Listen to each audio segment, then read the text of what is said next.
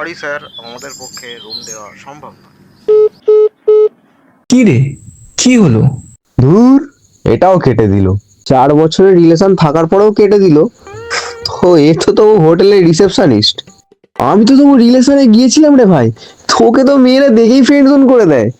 এই তো গত সপ্তাহে শিমুলতলা গার্লস স্কুলের পেছনে যে মেয়েটার বাড়ি, ওই মেয়েটাকে বলছে, দেখো, তুমি খুব ভালো করেই জানো তোমাকে আমি পছন্দ করি। তুমি প্লিজ তোমার ফিলিংসটা বলো। দেখো, তোমার প্রতি আমার সেই ফিলিংসটা আসে না। তোমাকে আমি দাদার চোখে দেখি।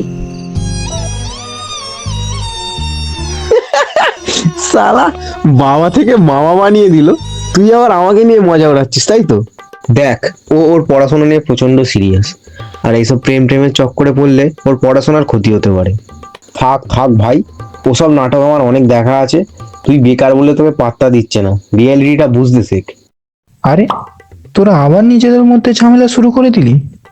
পরীক্ষার পর ফাইনালি একটু ছুটি পাওয়া গেছে, দুদিন যে ঘুরতে যাব, ঘুরতে গিয়ে কোথায় থাকবো সেই ব্যবস্থাটা একটু করা হোক। আরে ফ্যামিলি ছাড়া তো কেউ রুম দিতেই চাইছে না রে ভাই। ওরা বলছে ব্যাচেলারদের রুম দেওয়া যাবে না, ব্যাচেলারদের রুম দিলে ওরা প্রচন্ড ক্ষতি করে দেয়। যদিও ওদেরও কিছু দোষ নেই। এই তো আমরা আদিত্যদের সাথে আগের বারে যে দীঘায় ঘুরতে গিয়েছিলাম, সেখানে গিয়ে তো বিড়ি দিয়ে বিছানার চাদরই ফুটো করে দিয়েছে।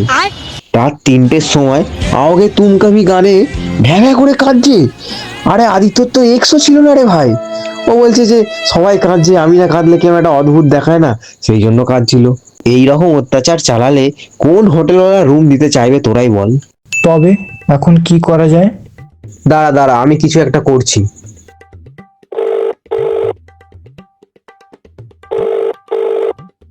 Yes, BDSM Hotel.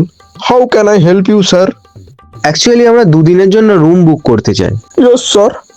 আমাদের এখানে এসি নন এসি দু রকমের রুম অ্যাভেলেবেল রয়েছে স্যার। আর হ্যাঁ, আমরা কিন্তু শুধু ফ্যামিলিকে রুম দিই, bachelor are not allowed sir. না না, আমরা ফ্যামিলিই যাব। আমাদের একটা এসি রুম বুক করুন, আমরা 3জন যাব। ওকে স্যার, আপনারা আমাদের ইউপিআই অ্যাডভান্সটা করে দিন, আপনার রুম বুক করা হয়ে যাবে স্যার। Thank you. হ্যাঁ হ্যাঁ, নিশ্চয়ই নিশ্চয়ই। এই তুই পাগলা নাকি? ফ্যামিলি হিসেবে রুম বুক করলি যে, আমরা তো ব্যাচেলার, শুধু শুধু অ্যাডভান্সের টাকাগুলো নষ্ট করবি? আরে হ্যাঁ, ঠিকই তো, টাকাগুলো শুধু শুধু নষ্ট হবে। আরে কিচ্ছু ক্যান্সেল করবে না, আমাদের কোনো চিন্তা নেই, অত চাপ নিস না। কিন্তু রিসেপশনিস্ট তো ক্লিয়ার বলে দিল কোনো ব্যাচেলার অ্যালাউ নয়। অপেক্ষা করো বৎস, সব জানতে পারবে। সবুরে মিয়া ফলে, আগে আগে দেখো হোতা হ্যায় ক্যা। 3 days later. হ্যাঁ স্যার, বলুন। অ্যাকচুয়ালি আমাদের একটা রুম বুক করা ছিল। ইয়েস স্যার, কি নামে আছে বলুন। এই তো দেখুন না, আকাশ নামে ছিল।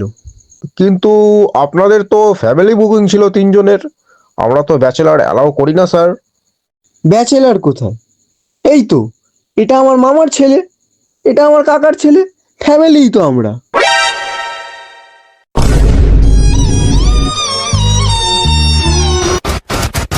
বন্ধুরা লাইক করুন, কমেন্ট করুন আর শেয়ার করুন।